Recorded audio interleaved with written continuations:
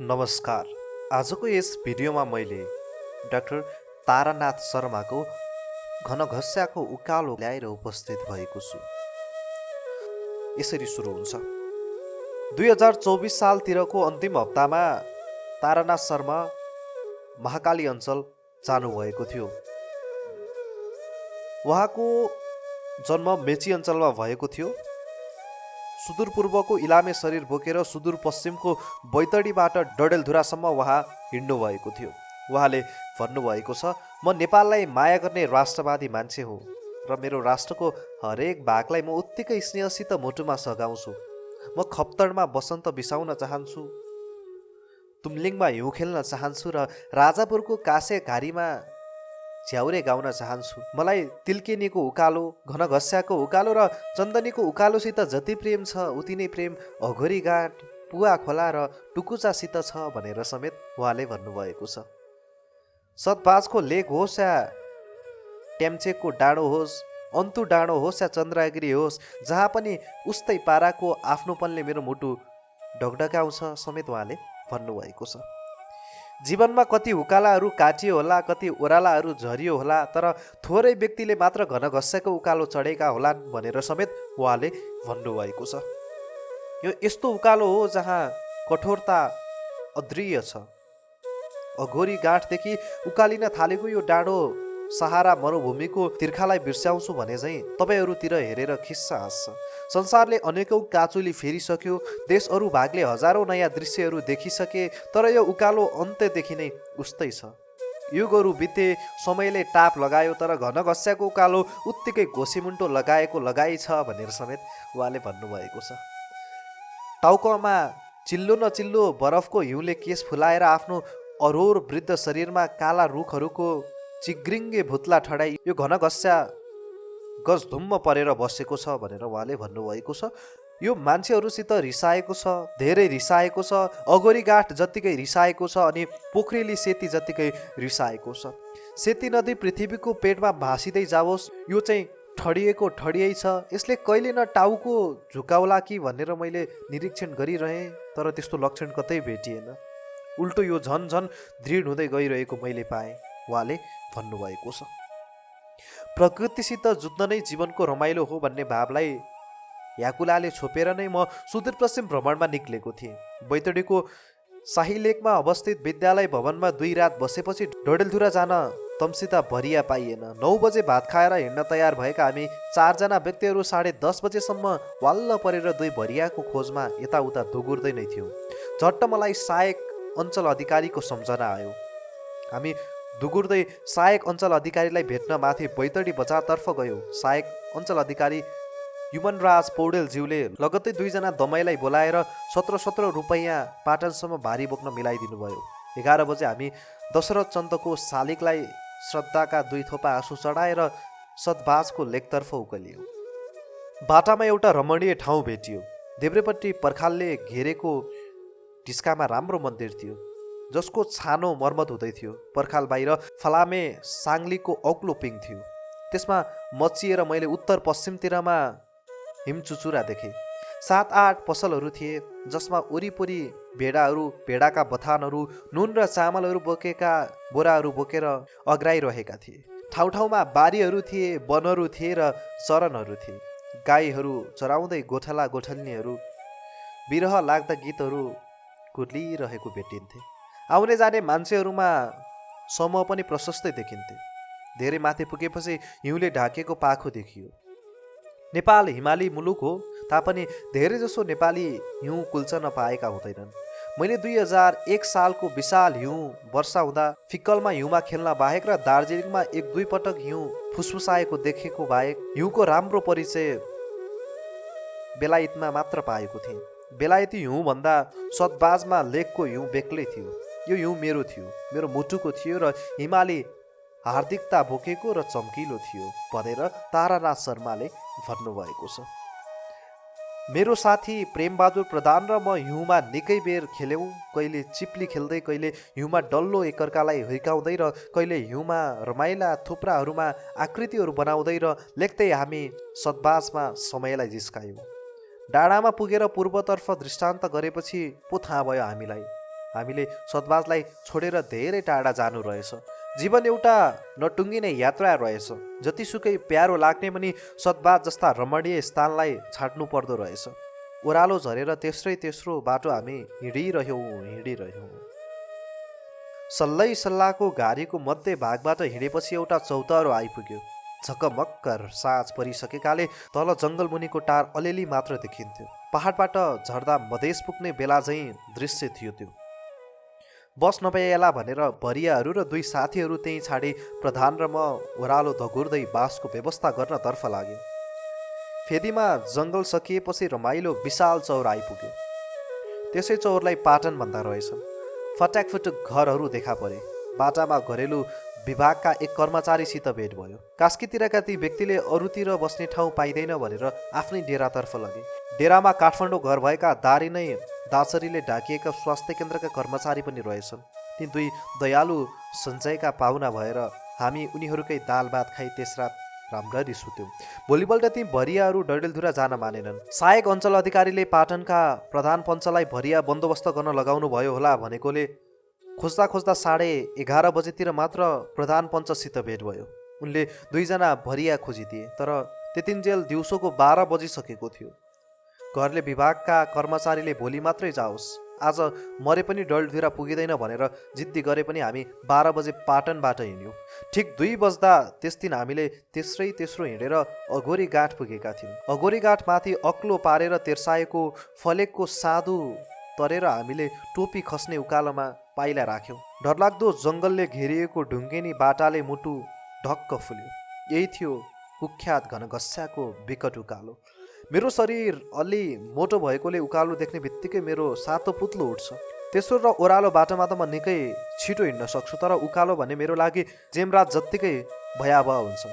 तर म विवश थिएँ। मैले घनघस्या नकाटी भएको थिएन। पाटनका व्यक्तिले दिएका 2 लाख्रा उखु पहिले टोक्यौँ र त्यसपछि चबाउँदै हामी एकहोरो उक्लिरह्यौँ। जोगबनीदेखि धरानसम्मको अलकत्रे बाटोलाई धिक्कार्दै र भागगाउँदेखिको 12-20सम्मको फराकिलो कालो बाटोलाई सराप्दै हामी ठसठस कनिरह्यौँ। सिंहदरबार अगाडिको चिल्लो बाटो त्यहाँ थिएन, न त त्यहाँ भैरहवाबाट बुटौल जाँदा जस्तो तेस्रो सोझो बाटो नै थियो। त्यहाँ त चुच्चे ढुङ्गाहरू पहाडमा तेर्सिएका थिए। काला रुखहरूका छाया कल्पटिएर पसिनाले निर्थुक्क भिजेर हामी 6 जना अभागीहरू आकाशतर्फ उचालिरह्यौँ।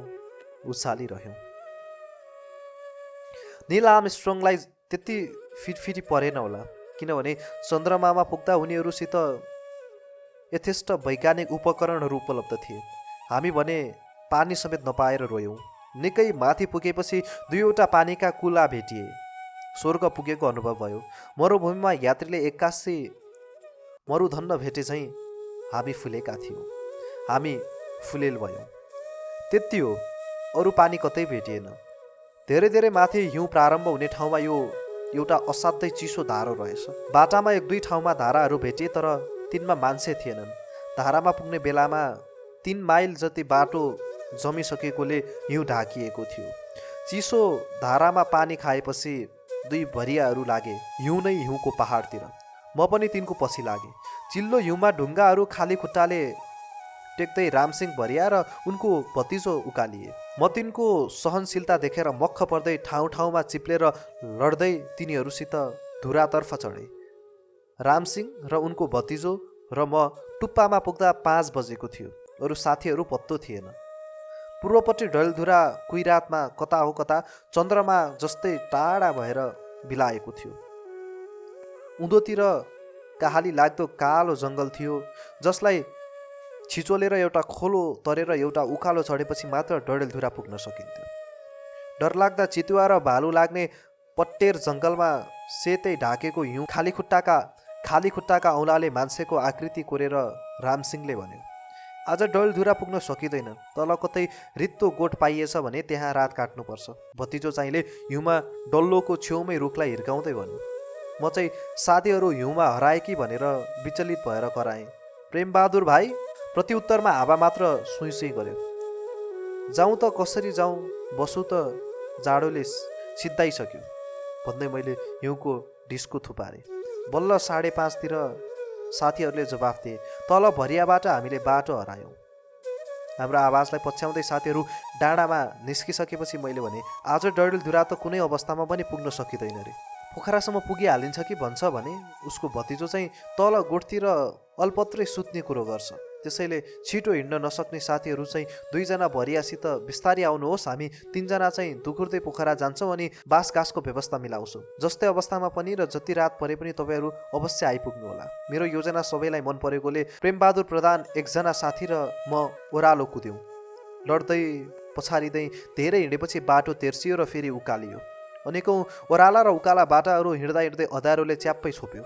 चोर, डाका, भूत, प्रेत, जङ्गली जनावर आक्रमणको आशंकाले ढक्क भएको छातीलाई 2 हातले थिचेर हामी 3 जना एक प्राण र एक मुटु भएर दौडिरह्यौँ। हामी यति पछारियौँ भनेर साध्य छैन, हामीलाई यति तिर्खा लाग्यो भनेर साध्य छैन। भोक, डर र बाटो बिरियो होला भन्ने आशंकाले थुरथुर हुँदै 10 बजे रातितिर एउटा डाँडो माथिको गाउँमा हामी पुग्यौँ। निकै घरमा बोलाएपछि एउटा बाटो थाहा पाइयो, बाटो बिरिएको रहेछ। अनेकौँ घरमा प्रयत्न गरेपछि एउटा छाप्रीकी खड्किनी मकै भुट्न तयार भई लोग्ने प्रदेश लागेको रहेछ। तल्लो तलामा गाई बाख्रा थिए। माथलामा संसारमा भन्ट्याङ भुट्टुङ छोराछोरीहरू यत्रतत्र पसारिरहेका थिए। दियालाको छेस्को बत्ती जस्तै बालेर त्यस आइमाईले अगेनामा बिट नभएको ताप्के जस्तो भाँडोले कुचोले चलाएर 3 धान मकै भुटिदिन्। पैसा पहिले दिएपछि मात्र त्यसको मकै हाम्रो रुमालमा हालिदिए। प्रशस्त पानी लोटाबाट खाएर त्यो अमृत जस्तै मकै खाँदै हामी फलाग्यौँ। बाटीमा गाड पाइन्छ। साँच्चै नै बाटोमा एउटा खोला रहेछ। त्यहाँ मन ढक्क फुल्यो। खोला वास्तवमा मसान घाट हो, किनभने मरेका मानिसहरूलाई खोलाकै किनारमा जलाउँछन्। त्यसै हुनाले खोला भन्ने बित्तिकै दिउँसो पनि मेरो सातो पुत्लो उठ्छ भने राति त कुरै भएन। तर यहाँबाट केही उकालो लागेपछि नै रमाइलो डाँडो टुप्लुक्क देखा पर्यो, जसमा बाटामा दुवैतिर 15-16 ढुङ्गाले छाएका घरहरू थिए। घरहरू सबै बन्द थिए।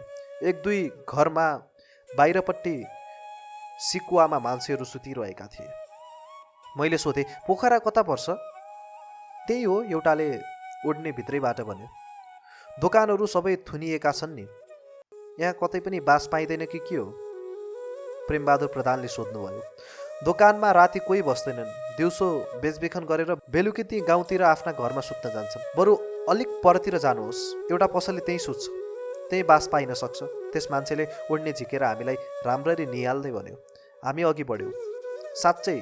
साँच्चै नै एउटा घरभित्र लालटिन बालिरहेको हामीले देख्यौँ। ढोका निकै घचघचाएपछि एउटा बुढोले ढोका उगारी लालटिन उचालेर हामीलाई हेर्दै सोध्यो, राति हुँदो के चाहियो? मैले घडी हेरेँ, रातिको 12 बजेको रहेछ। हामीलाई एक घरको बास चाहियो, मैले भने। यहाँ बास पाइँदैन। बुढो ढोका ढप्काउन लाग्यो। त्यसरी निष्ठुरी बन्न तपाईँ पाउनुहुन्न। हेर्नुहोस्, हामी टाढा पूर्वबाट आएका।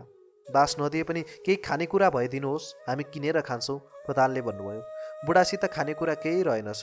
चिउरा, मकै, चामल, आलु केही रहेनछ। ससाना सुन्तलाले भरिएको एक डालो रहेछ। कास्की पोखराका सुन्तला रहेछन् नि तारा दाई, अर्को साथीले व्यङ्ग गर्नुभयो। अनि हामीले 2-2 रुपियाँका 30-30 दाना जति ती चिचिले सुन्तला खायौँ। बुढाले कति गर्दा पनि त्यहाँ बास दिन मानेनन्। उसकै घरको अगाडिको चिसो छानु भाङ्गै भएको र फोहोरी कटेरो उनले देखाए। त्यसैसित 2 रुपियाँका ती अङ्गाला दाउरा किनेर हामी आगो ताप्दै साथीहरूलाई पर्खन थाल्यौँ। राति 2 बजे सास मात्र बाँकी राखेर भरियाहरू र साथीहरू आइपुगे। अनि रामसिंह र उनको भतिजो आगोको छेउमा पातलो तन ओछ्याएर र हामी 4 भाइ आफ्नो सुत्ने थैलाभित्र पछि चिसो न चिसो ढुङ्ग्राको सिरानी लगाएर भोलि रमाइलो डडेलधुरा पुग्ने स्वादिलो कल्पना गर्दै 2:30 बजेतिर कल्पटिलो निद्रामा सुत्यौँ भनेर तारानाथ शर्माले आफ्नो नियात्राको वर्णन गर्नुभएको छ। आशा छ तपाईँहरूले राम्रोसँग यस नियात्रालाई बुझ्नुभयो होला। आफ्नो मनमा लागेको प्रतिक्रिया तलको कमेन्ट बक्समा कमेन्ट गरिदिनु होला, साथै साथीहरूलाई सेयर पनि गरिदिनु होला। हस्त नमस्ते।